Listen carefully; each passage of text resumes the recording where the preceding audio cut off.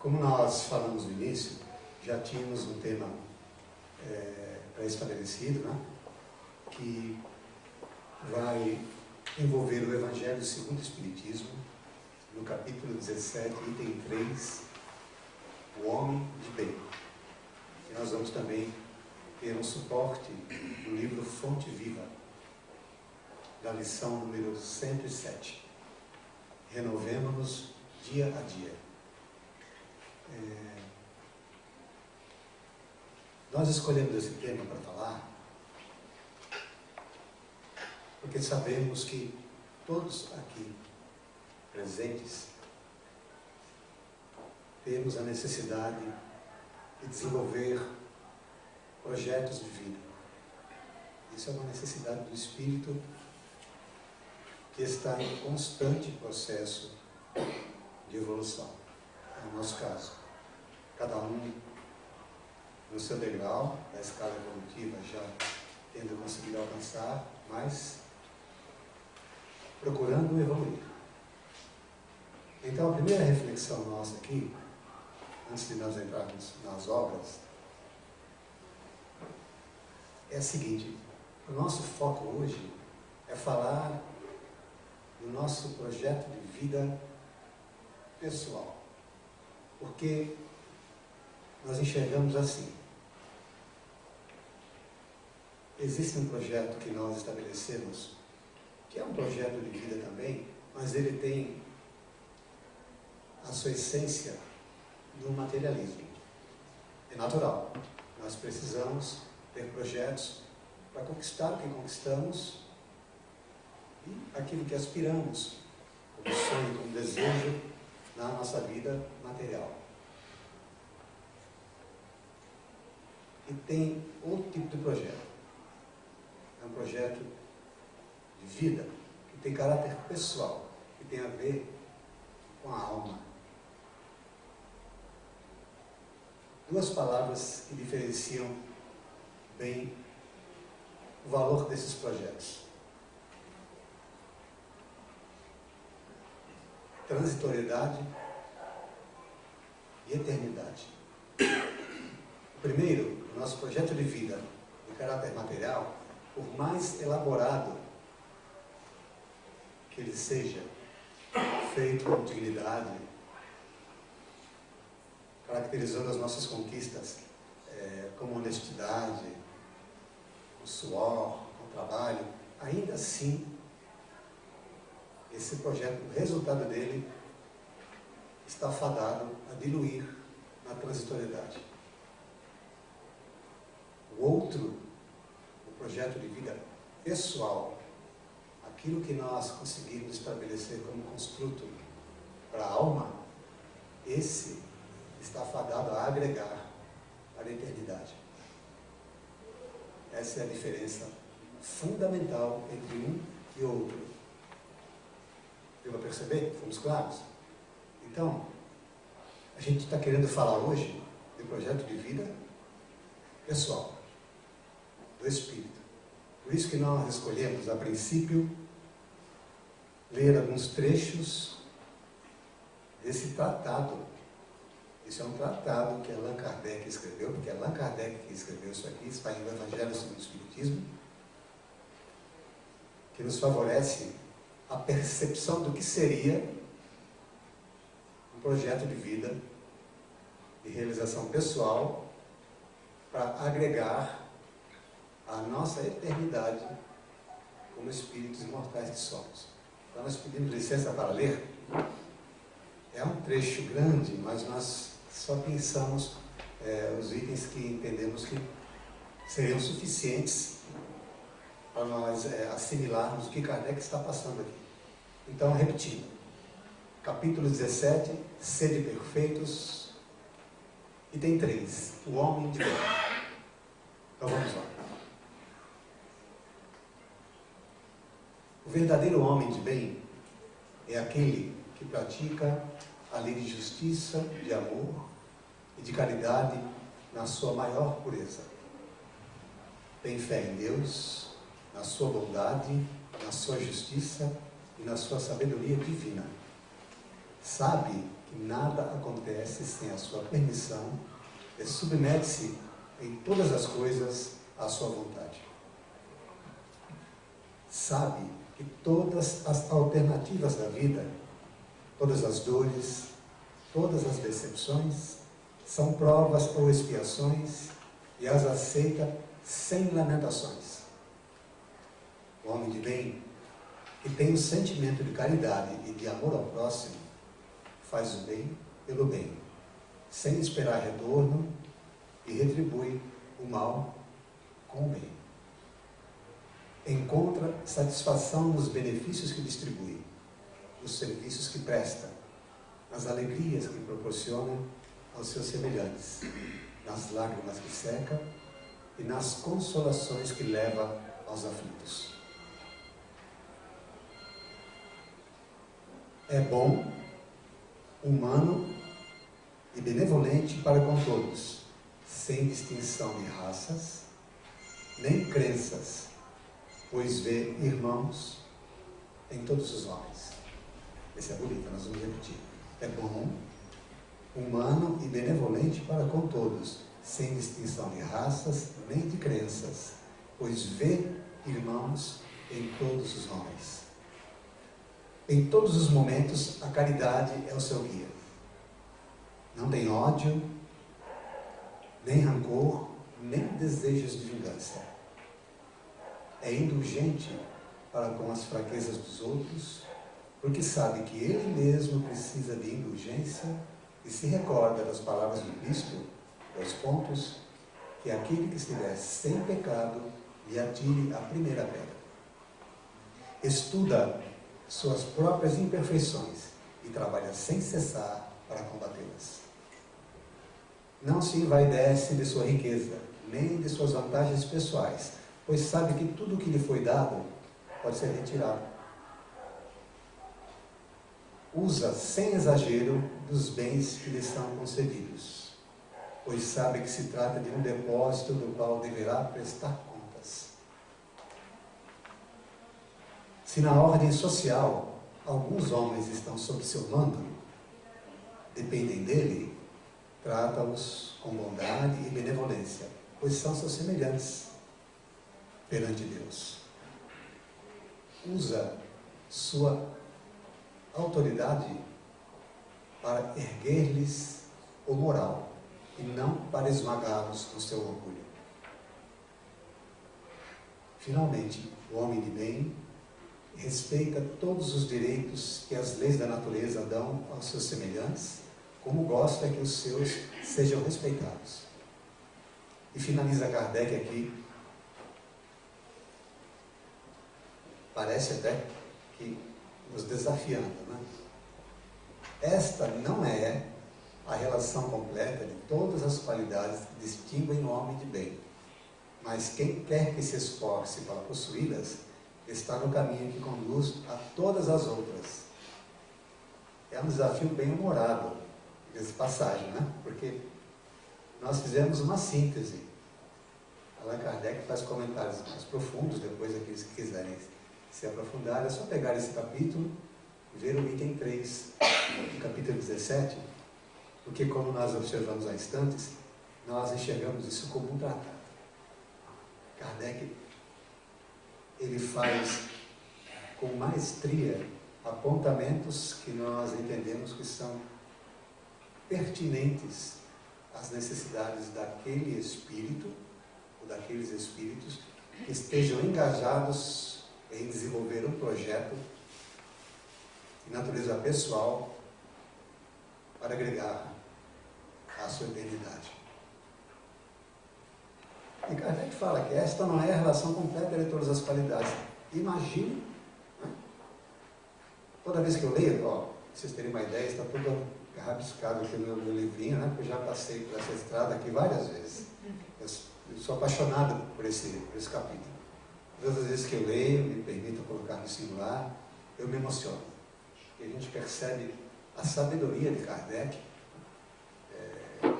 delineando, quase que num passo a passo,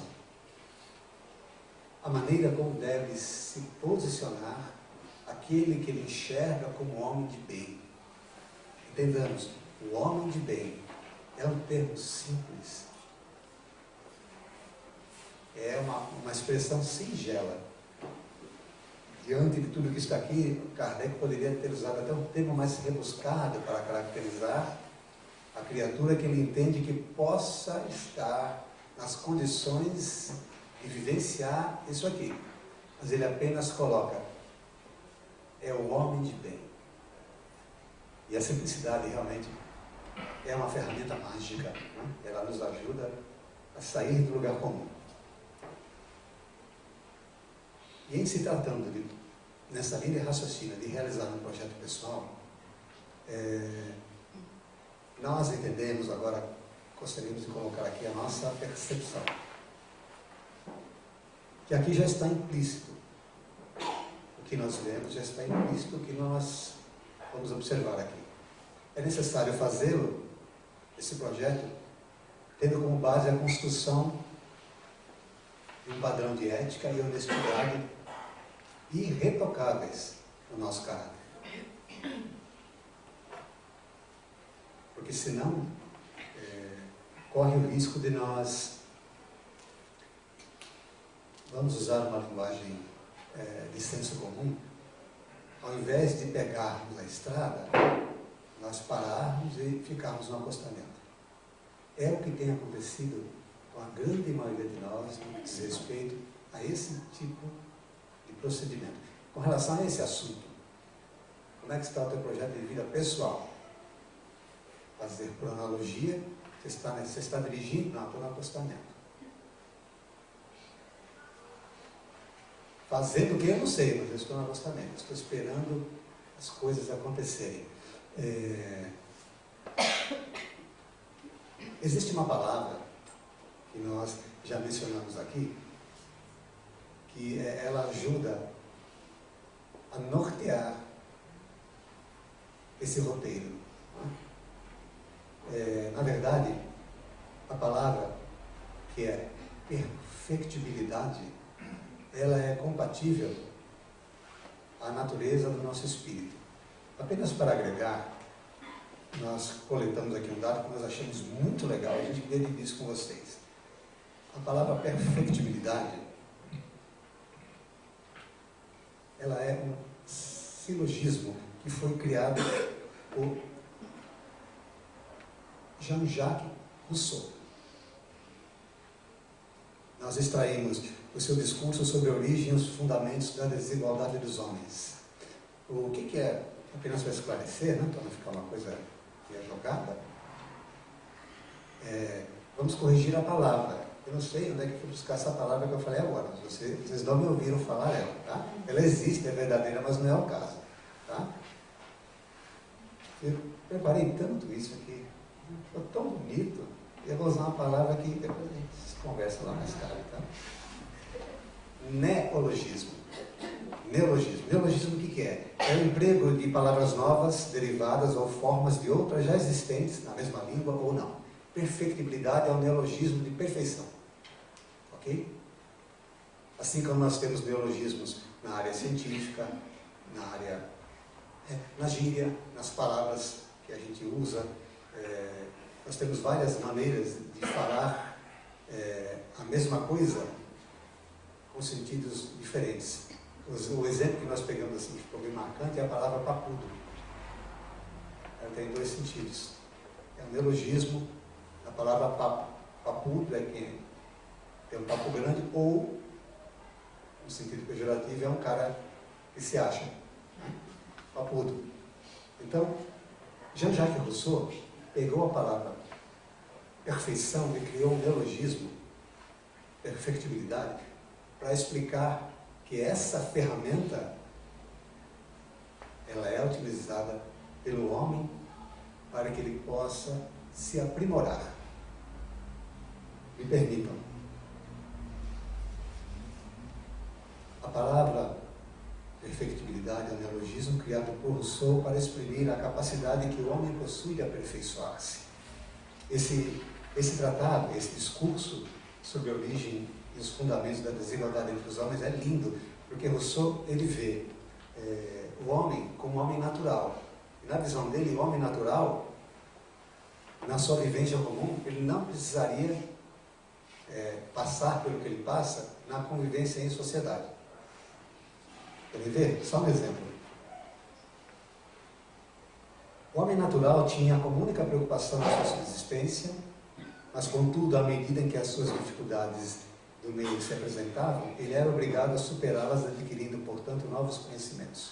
O homem natural aprendeu a pescar, caçar e, por vezes, associar-se a outros homens, tanto para defender-se como para caçar, mas essas associações eram sempre aleatórias. Mais um trechinho aqui, ó. Para Rousseau, este era o estágio no qual o homem deveria estar parado. Acompanhem comigo. Vejam que coisa sensível. Vivendo em sociedade, com poucas necessidades e com condições de atendê-las, o homem teria tudo para ser feliz. Mas a perfectibilidade não permitiu isso. A pequena comunidade sentada à volta da fogueira, cantando e dançando, começa a se enxergar. Os homens passam a se compararem: o melhor caçador, o mais forte, o mais bonito, o mais hábil.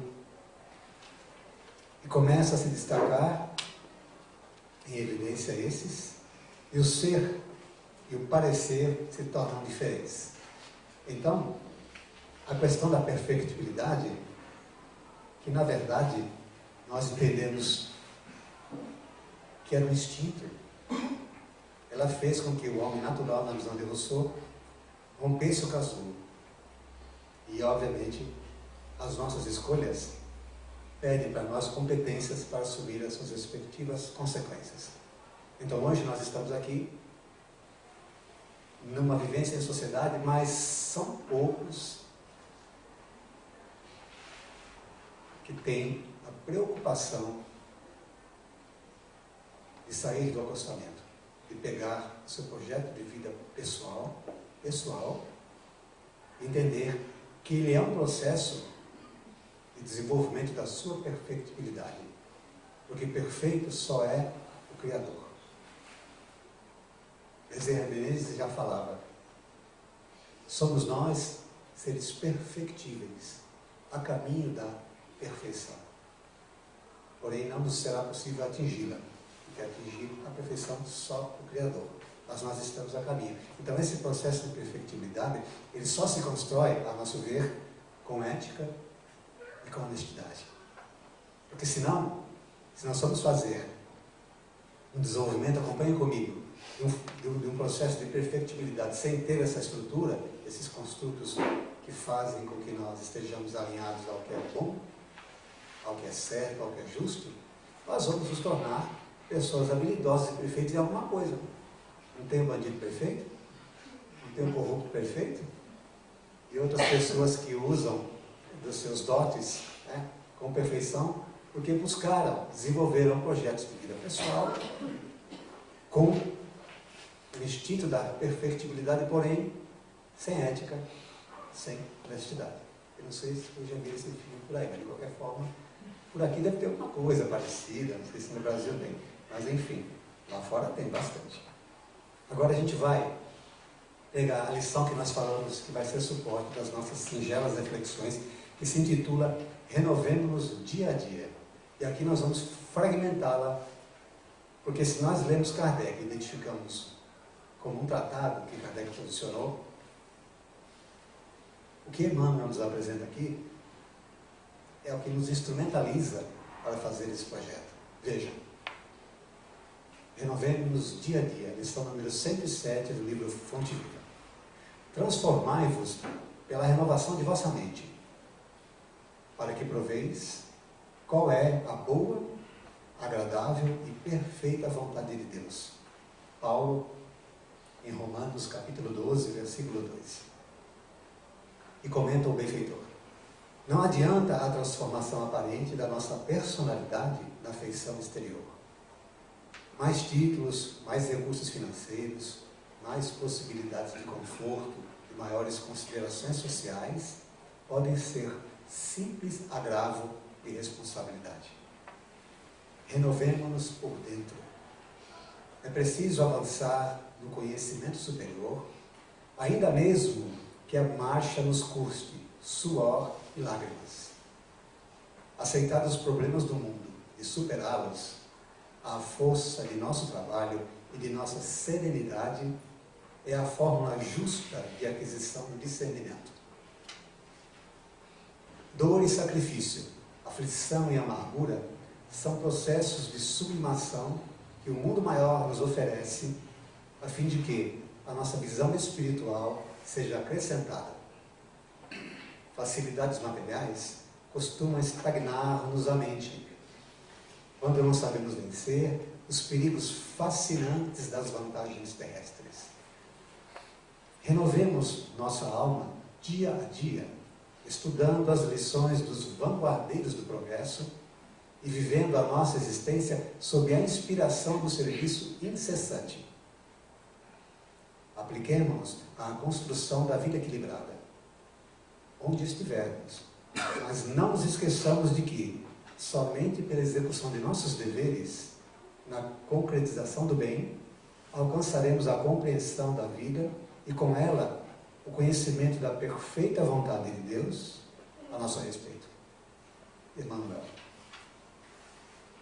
Então, como nós falamos, nós resolvemos fragmentar essa lição, porque ela é maravilhosa. É o complemento dessa orientação de Kardec. Vejam comigo. Começando pelo transformai-vos, pelo versículo que está em Romanos. Transformai-vos pela renovação de vossa mente. Hoje, nos dias de hoje, com os estudos e os experimentos neurocientíficos, né, essa área do conhecimento humano que está expandindo, graças a Deus, está trazendo muita luz ao conhecimento humano, às neurociências, né? Nós falamos de mente com um pouco mais de propriedade. Mesmo assim, conhecendo pouco, mas nós já temos recursos para falar um pouco da nossa estrutura mental, não sobre o prisma de uma suposição, ou de uma ficção, ou de deduções aleatórias, mas através de experimentos científicos, de estudos bem elaborados, de artigos científicos bem embasados. Então, é maravilhoso, mas lá atrás, a gente pega Paulo de Tarso, solicitando que nós nos transformemos, fazemos a renovação de nossa mente. Vejam só, como isso é profundo. Hoje vamos falar de mente, é uma coisa relativamente normal, depende. Depende do tempo, depende de quem fala, de qual a sua proposta. Aqui no caso, Paulo de Tarso, ele conseguia enxergar a natureza humana com profundidade. Por isso, ele fez essa observação. Ele sabia que o homem precisava transformar-se por dentro. Por isso que Emmanuel aqui assinala a nossa segunda observação: renovemos-nos por dentro. Reforma íntima de Allan Kardec. A princípio, lendo isso, fica uma coisa com um caráter aparentemente filosófico, né? Renovemos-nos por dentro. Mas a profundidade desse ensinamento merece de nós um pouco mais de consideração. Porque essa proposta que nós sinalizamos no início da nossa fala, da construção de um projeto pessoal, ele se faz nesse caminho, é por dentro. Não é exterior. E para renovar por dentro, você precisa conhecer o que está renovando. Você precisa estabelecer uma proposta de autoconhecimento, senão você não sabe o que vai fazer. Como é que você vai renovar o que você não conhece? Como é que você vai modificar uma estrutura que você não sabe como é? Por isso a dificuldade, e na verdade por isso que nós relegamos, grande maioria de nós, essa tarefa, que nós não queremos nos embrenhar nesse tipo de desafio, porque você está lutando contra você mesmo. Vejam, é preciso avançar no conhecimento superior, ainda que a marcha nos custe suor e lágrimas. Vejam como as coisas se encadeiam. É preciso avançar no conhecimento superior, ainda mesmo que a marcha nos custe suor e lágrimas. Qual de nós está disposto a pagar esse custo para adquirir conhecimento superior? Suor e lágrimas. Não precisa responder, é uma pergunta para pensar. Mas João precisa de suor e lágrimas para adquirir conhecimento superior? Sim. Verdadeiro conhecimento. O superior, ele é desafiador. Na medida que você vai de encontro a ele, você vai ter que abrir portas entre você que estão fechadas há séculos, que vão oferecer resistência a eles. Pega um livro, nossa, bonita essa mensagem, né? Linda. Amanhã já esqueci. É conhecimento superior. Mas ficou. Eu li Paulo Estevão, que, mano, que coisa maravilhosa. Chorei tanto. Passou alguns meses. Que mudança houve? Nenhuma. A única coisa que aconteceu é que você tem mais registro de memória arquivado. Aqui fica o nosso respeito, muitas vezes numa lixeira que nós temos na nossa mente, ali na lixeira. Não é nem na área de trabalho, não é nem no desktop, é na lixeira. Fica lá. Aquilo que a gente leu. Por quê? Porque o conhecimento superior, ele é desafiador. Para adquiri-lo e fazer com que ele fique na veia, há de se ter suor e lágrimas. Por quê? Por causa das resistências que nós temos. Eu não sei se está dando para entender o que nós estamos falando. Eu quero crer que isso seja uma experiência muito pessoal. Todos aqui, de alguma forma, devem já ter passado por essa experiência. Eu vou atrás de estudar, de me dedicar, de aprender, e daqui a pouco eu estou na estrada e de repente eu parei no acostamento. Assim foi o meu projetinho. Está lá. A gente pode ter um triângulo. Né? Para o carro, põe um triângulo e fala, fica aí. O que tem? Passa, teu carro está quebrado? Não, não está. É que eu parei. Está tão bom aqui. Então, qual de nós está disposto a pagar esse custo? Vejam, Emmanuel. Aceitar os problemas do mundo e superá-los à força do nosso trabalho e de nossa serenidade, trabalho e serenidade, é a fórmula justa da aquisição do discernimento. Emmanuel ensinando aqui a nós buscarmos esse construto, discernimento, a capacidade de discernir, de enxergar as coisas da maneira que elas são, não do modo que nós queremos ver.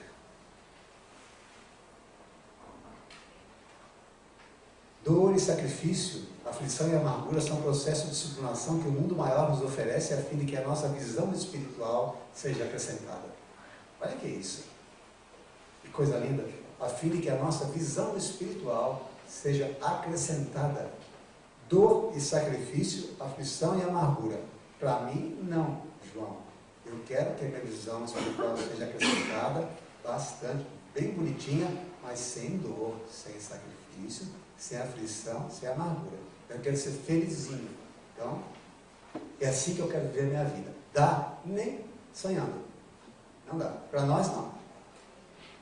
Não quer dizer que o caminho tem que ser esse. Dor, sacrifício, aflição e amargura. Não necessariamente. Mas se nós não estabelecermos um roteiro para termos essa consistência, a minha capacidade de olhar, de discernir, de enxergar mais além, olhar para o meu irmão e conseguir atravessar as barreiras do preconceito que eu estabeleço ao olhar para ele e conseguir enxergá-lo como um irmão, efetivamente, alguém que está dividindo esse espaço fenomênico comigo, nesta vida, neste planeta, e que está buscando como eu. Para ter essa competência, essa capacidade de enxergar, Emmanuel sugere que nós venhamos a enfrentar dor e sacrifício, aflição e amargura, mas ele fala, são processos de sublimação que o mundo maior nos oferece. Vejam como o mentor querido é sábio. Ele não fala que é simplesmente um processo que a gente precisa passar para realizar alguma coisa. Ele está dizendo que é um processo de sublimação que o mundo maior nos oferece. É Deus olhando para as suas criaturas e falando, olha, aqui tem que ser assim, pelo menos por enquanto. Então confia, confia e passa pelas dificuldades na certeza de que isso vai te fazer agregar na tua visão espiritual. Facilidades materiais costumam estagnar-nos a mente quando não sabemos vencer os perigos fascinantes das vantagens terrestres. Olha que coisa interessante isso. Nós estamos fragmentando o texto, tá? Como é que a gente consegue visualizar perigos fascinantes? Está dando para entender, gente? O que é um perigo fascinante? É algo irresistível. Apesar de ser um perigo. Os perigos fascinantes das vantagens terrestres. Qual de nós não gosta de ter vantagem? E quando isso se dá, é uma situação delicada, porque muitas vezes isso ocorre e vai mexer no campo que nós estamos procurando estruturar para fazer o nosso caminho da perfectibilidade. O campo da ética e da honestidade. Qual de nós pode afirmar aqui, e aqui fica todo o nosso respeito, que é 100% honesto?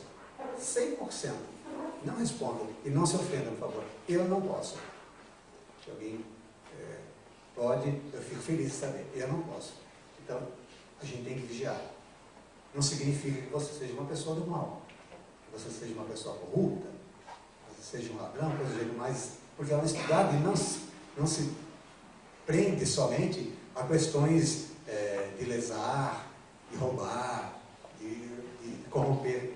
Ela é mais profunda. Ela tem muitas nuances que podem fazer com que, de alguma forma, nós nelas nos esbarremos.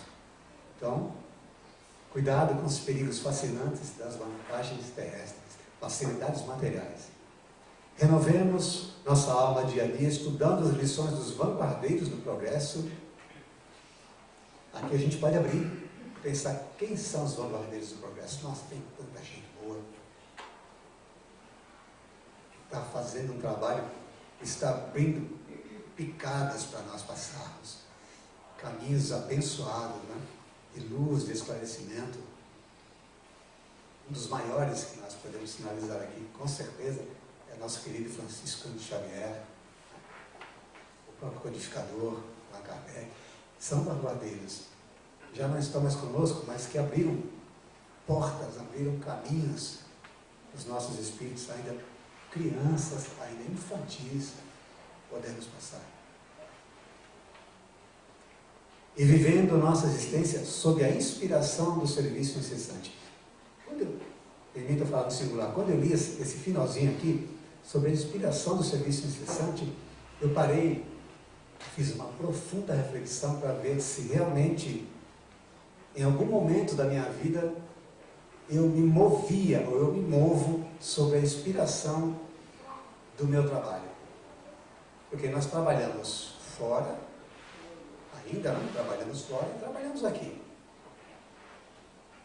Então eu fiquei fazendo uma reflexão para ver se havia nessa atividade, tanto exterior quanto da alma, a condição de viver a minha existência, me permita dar um exemplo pessoal, sob a inspiração desse serviço incessante. E eu convido a todos a fazerem pessoalmente as vossas reflexões pessoais. Eu não vou falar da minha, tá? Não se iluda que não vou falar nada. É uma coisa pessoal, né? Mas eu fiz as minhas reflexões. E não é fácil. Mas coragem faz parte do desafio que nós temos para transcender a nós mesmos. Né? E finaliza o codificador. Perdão, Emmanuel. Apliquemo-nos à construção da vida equilibrada, à vontade de Deus a nosso respeito. E aqui nessa última fala de Emmanuel, nós gostaríamos de sinalizar aquilo que nós já falamos um tempo atrás aqui. Alcançaremos a compreensão da vida e com ela o conhecimento da perfeita vontade de Deus.